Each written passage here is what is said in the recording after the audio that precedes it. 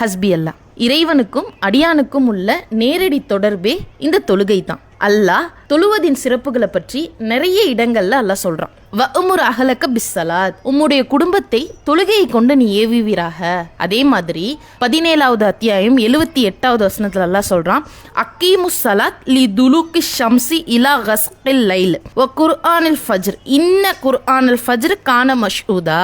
சூரியன் உச்சியில் சாய்ந்ததிலிருந்து இரவின் இருள் சூழும் வரை ஃபஜர், லுஹர், அசர், மஹ்ரிப், இஷா தொழுகையை நிலைநிறுத்துவீராக. இன்னும் ஃபஜர் தொழுகையை நிலைநிறுத்துவீராக. நிச்சயமாக ஃபஜர் தொழுகை சான்று கூறுவதாக இருக்கிறது அப்படின்னு அல்லாஹ் சொல்றான். நபி ஸல்லல்லாஹு அலைஹி வஸல்லம் அவர்கள் கூறினார்கள், இந்த ஹதீஸ் முஸ்லிம்ல பதிவாயிருக்கு, யார் ஃபஜருடைய தொழுகையை தொழுகிறாரோ அவர் அல்லாஹ்வுடைய பாதுகாப்பில் இருப்பார். அல்லாஹ் தொழுதிங்க அப்படின்னா இதெல்லாம் அல்லாஹ் தர அப்படின்னு சொல்றான். என்னென்ன? அல்லாஹ் தன் திருமறையில 2வது அத்தியாயம் 277வது வசனத்துல எல்லாம் சொல்றான், அஜ்ருஹும் இந்த ரப்பிஹிம் லா ஹவுஃபுன் அலைஹிம் வலஹும் யஹ்ஸனூன். அல்லாஹ் சொல்றான், அவர்களுடைய கூலி, யார் தொழுறாங்களோ அவர்களுடைய கூலி அல்லாஹ்விடத்தில் இருக்கு, அவருக்கு அச்சமும் இல்ல, அவர்கள் துக்கப்படவும் மாட்டார்கள் அப்படின்னு சொல்றான். அதே மாதிரி 20வது அத்தியாயம் 132வது வசனத்துல அல்லாஹ் சொல்றான், லா நஸ்அலுக ரிஸ்கன் நஹ்னு நர்சுகுக.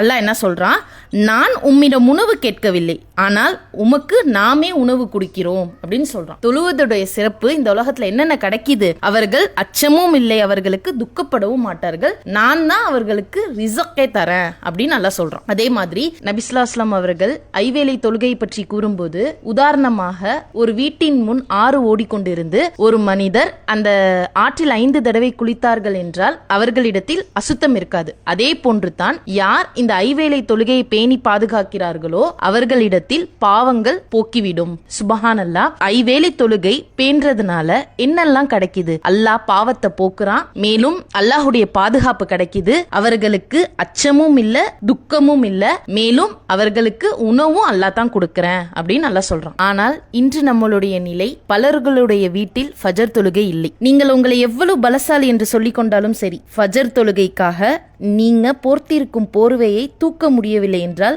நீங்கள் பலகீனமானவர்களாகத்தான் கருதப்படுவீர்கள். இன்ஷா அல்லாஹ் இனிவரும் காலங்களில் ஐவேளை தொழுகையை பேணி பாதுகாத்து பாவங்களை போக்கி சொர்க்கத்திலும் உயர்ந்த சொர்க்கமான ஜன்னத்துல் ஃபிர்தோஸை அடைவோமாக. ஆமீன்.